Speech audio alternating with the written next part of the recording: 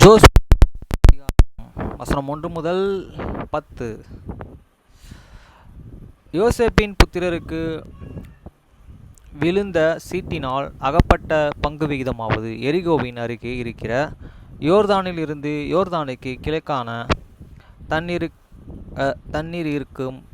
தண்ணீருக்கு போய் எரிகோ துவங்கி பெத்தேலின் மலையில் மட்டுமுள்ள வனாந்தர வழியாகவும் சென்று. And the Lord of the children of the Joseph fallen from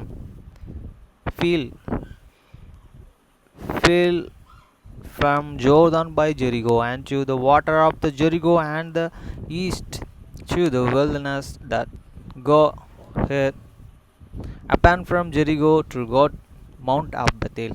வசனம் 2. பெத்தேலிலிருந்து லூஸுக்கு போய் அர்கியனுடைய எல்லையாகிய அதேரத்தை கடந்து. And get out from the Bethel to the Luz, and pass it along unto the border of the Arioch to the Atsroth. வசனம் 3. மேற்கே யோபோலேத்தியரின் எல்லைக்கு தாழ்வான பெத்தோரோன் கசோ என்னும் எல்லைகள் மட்டும் இறங்கி சமுத்திரம் வரைக்கும் போய் முடியும். And get down and westward to the coast of the Zebulun and to the coast of the Beth-Yoram and the Netzer and to the Gaza, and the going out of thereof are at the sea. வசனம் 4. இதோ யோசேப்பின் புத்திரர்களாகிய மனாசேயும் எப்ரோமும் சுதந்திரம் தார்கள். So the children of the Joseph and Manasseh and Ephraim took their inheritance. வசனம் 5. எப்பிரேமின் புத்திரருக்கு அவர்களுடைய வம்சங்களின்படியே உண்டான சுதந்திரத்தின்படியும் கிழக்கே எல்லை அதரோத் துவங்கி மேலான பெத்ரோ மட்டும் போகிறது. And the border of the children of the Ephraim according to their families was those. Even the border of their inheritance of the east side was altogether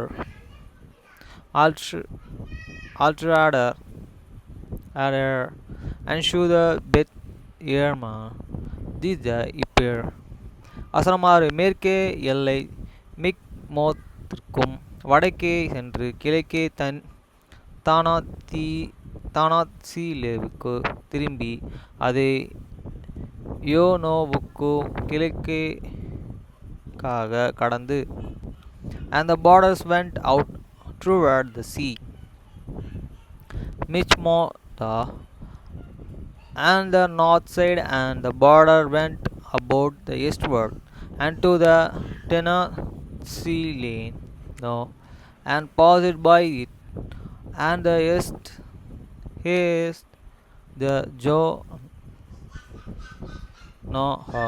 வசனம் 7. யானேக்கிவில் இருந்து அதரோத்திற்கும் நாகராத்திற்கும் இறங்கி எரிகோவின் அருகே வந்து யோர்தானுக்கு செல்லும். And it went down from the Jordan to the Altroth and to the North, and come to the Jericho, and went out of the Jordan. வசனம் 8. தப்புலிருந்து மேற்கே எல்லை கானா நதிக்கு போய் சமுத்திரத்திலே முடியும். அது எப்ரோமின் புத்திரரின் கோத்திரத்திற்கு அவர்கள் வம்சங்களின்படி உண்டான சுதந்திரம். And the border went out out from the Tibah westward unto the rivers Canaan, and the going out of thereof were had they see this inheritance of the tribe of the children of Ephraim by their families. வசனம் 9. பின்னும் எப்ரேமின் புத்திரருக்கு பிரதியுத்தரமாக கொடுக்கப்பட்ட பட்டணங்களும் அவைகளின் கிராமங்களும் எல்லாம் மனாசே புத்திரர்களுடைய சுதந்திரத்தின் நடுவே இருக்கிறது. And the Separate cities for the children of the Ephraim, and among these inheritance of the children of the Manasseh, all the cities with this village. Yes. வசனம் 10 அவர்கள் காசேரியிலே குடியிருந்து கானானியரை துரத்திவிடவில்லை. ஆகையால் கானானியர்களே இந்த நாள் மட்டும் இருக்கிறபடியால் எப்பிரேமிக்குள்ளேயே குடியிருந்து பகுதி காட்டுகிறவர்களாய் சேவிக்கிறவர்கள். And they drave not unto the Canaanians that dwelt in the Gazer, but the Canaanians dwell among the Ephraimites, and to this day, and the serve and their tribe. Friends, இன்றைக்கி நான் காலையில் எழுந்திரிச்சு சர்ச்சுக்கு கிளம்புனேன். லேட்டு தானே நம்மளுக்கு church 10 மணிக்கு தானே அப்படின்னு சொல்லிட்டு லேட்டாக கிளம்புனா டைமே இல்லை எனக்கு போகிறதுக்கு. 1/2 தான் இருந்தது. சரி கிளம்பி சர்ச்சுக்கு வேகமாக 1/2 சர்ச்சில் போய் ரீச் ஆனேன். 2 நிமிஷம் லேட்டு, 2 நிமிஷமும் 5 நிமிஷமும் லேட்டு. போயிட்டு சாக்ரமெண்ட் ரெடி பண்ணிவிட்டு சர்ச்சில் உக்காந்து எல்லாமே ஃபஸ்ட்டு சண்டேன்றனால டெஸ்டிமனி சண்டே எல்லாம் டெஸ்டிமனி ஷேர் பண்ணாங்க. அப்போ என்னால் டெஸ்டிமனி ஷேர் பண்ணணும் அப்படின்னு ரொம்ப ரொம்ப ரொம்ப வாஞ்சியாக இருந்தேன். எனக்கு சத்யதாஸ் பிரசன் சொல்லியிருந்தார், ஹெவன்லி ஃபாதரை மட்டுமே நம்ம மகிமைப்படுத்தணும், அதுக்கப்புறம் ஜீசஸ் கிரைஸ்ட், அதுக்கப்புறம் நம்மளுடைய ப்ராஃபிட் தீர்க்கதரிசி, தமிழில் இங்கிலீஷில் தப்பாக சொல்லியிருந்தேன்னா சாரி, தீர்க்கதரிசி, அதுக்கப்புறம் நம்மளுடைய பிரான்ச் பிரசிடெண்ட், அதுக்கப்புறம்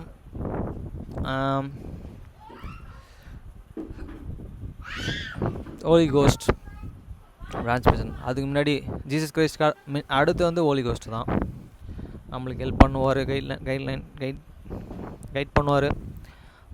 அதுக்கப்புறம் நம்ம அம்மா அப்பா, அதுக்கப்புறம் நம்ம உற்றார் உறவினர், சொந்த பந்தங்கள் எல்லாரும். இதை பற்றிலாம் இவங்களை பற்றிலாம் இவங்க மத்தியில் நம்ம சாட்சியாக திகழ்கிறோமா? மெய்யான தேவனை நம்ம வேண்டி அவரை நம்ம மேன்மை பாராட்டும் போது நம்மளை பார்த்து நம்மளை ஃபாலோ பண்ண நிறைய பேர் இருப்பாங்க அப்படின்றத சுருக்கமாக சொல்லி முடிக்கிறேன். ஆனால் என்னால் போய் சொல்ல முடியல. இப்போ நம்ம மெய்யான தேவன் ஒவ்வொரு நாளும் நம்மளை பூமியில் வாழ வச்சு நம்மளை அவர்கிட்ட சேர்க்கறதுக்கு தான். நம்ம மற்றவங்களுக்கு ரோல் மாடலாக இருக்கணும். நம்ம வழியில் தாறுமாறாக்கி நம்ம தேவையில்லாத வழிகளை போயிடக்கூடாதுன்றது தான் இன்றைக்கி சர்ச்சில் கற்றுக் கொடுத்தாங்க, சாட்சி பகிர்ந்தாங்க. அதுக்கப்புறம் அதை முடித்து அதுக்கப்புறம் கம் ஃபாலோ மீல ஃபஸ்ட்டு சண்டே கிளாஸ் எடுத்தாங்க கிளாஸு. அந்த கிளாஸில் சொல்லி கொடுத்தாங்க நிறையா விஷயங்கள்.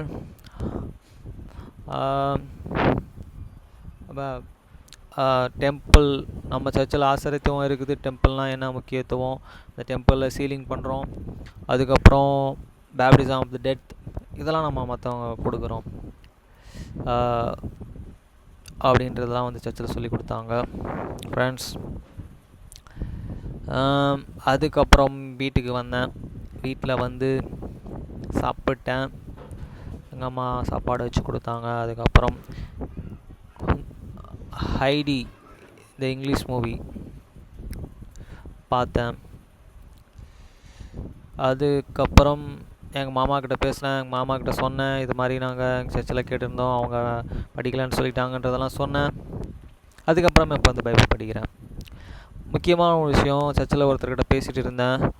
மெய்யான தேவனை விட்டுட்டு அந்த கழுதெல்லாம் மெய்யான தேவனை விட்டுட்டு எதுக்கோ அவங்க மரியாதை கொடுத்து அதை போயிட்டு வணங்கிட்டு இருக்காங்க. இப்படிப்பட்டவங்களுக்கெல்லாம் எப்படி வேணுண்டே தான் செய்கிறாங்க அப்படின்றத நான் அவர்கிட்ட சொல்லி காட்டினேன். இவங்களாம் எப்படி வருவாங்க, எப்படி வருவாங்க அப்படின்னு பார்த்தீங்கன்னா, வந்தாங்கன்னா தப்பிச்சாங்க, வரலன்னா கடவுள் பாரபட்சமே பார்க்க மாட்டார். நம்ம கடவுள் தண்டனை நிச்சயமாக உண்டு. நம்மளுடைய தேவன் பைபிளில் படிச்சிங்கனாலே தெரியும், ஃபுல்லாக படிக்கும்போது தான் தெரியும். தெரியாதவங்களுக்கு சொல்கிறேன், பைபிளை ஃபுல்லாக படிக்கும்போது தான் தெரியும் அவரை பற்றி. அவர் ஒரு விளக்கு எரியறதுக்கு எண்ணெய் கொடுப்பாரு. அந்த விளக்கு அந்த எரியிற அந்த வெளிச்சத்தின் கொடுக்குற டைம்லேயே சில வேலைகளை நம்ம முடிச்சுக்கணும். அதுக்கப்புறம் அந்த வெளிச்சம் போக போகுதுன்னு தெரிஞ்சு நம்ம போய் அந்த விளக்குக்கு எண்ணெய் போய் வாங்கிட்டு வரணும். இப்போ திருப்பி அந்த எண்ணெயை நம்ம ஒளிர் விட்டுறோம். அந்த எண்ணெய் கொடுக்குறவர் தேவன் தான்.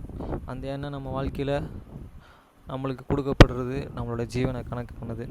நம்ம ஒவ்வொரு நாளும் நம்ம வாழ்கிறது அவரை மேன்மை பாராட்டணும். தூதர்கள்லாம் அதான் செஞ்சிட்ருக்காங்க வானத்தில். அவரை எப்போயுமே போற்றி அவரை துதிச்சிட்டு எப்பயுமே இருக்காங்க. நம்மளுக்கு சான்சஸ் கொடுத்துருக்காரு. நம்ம அதை தெரியாமல் அவங்க நம்ம டைம்ஸை வேஸ்ட் பண்ணிட்டுருக்கோம். அவரை படிக்கணும், அவருக்கு அவரோட கீர்த்தியை நம்ம சாட்டணும். எல்லார் இடத்துலையும் தைரியமாக போய் சொல்லணும். இதுதான் இன்றைக்கி என்னோடய சாட்சி. என்னால் அங்கே புல்பீட்டில் நின்று சொல்ல முடியல. ஏன்னா ஒரு பக்கம் நம்ம எதனா தேவையில்லாத வார்த்தைகளை விட்டுருவோமோன்னு பயம். ஓகே ஃப்ரெண்ட்ஸ், பாய்.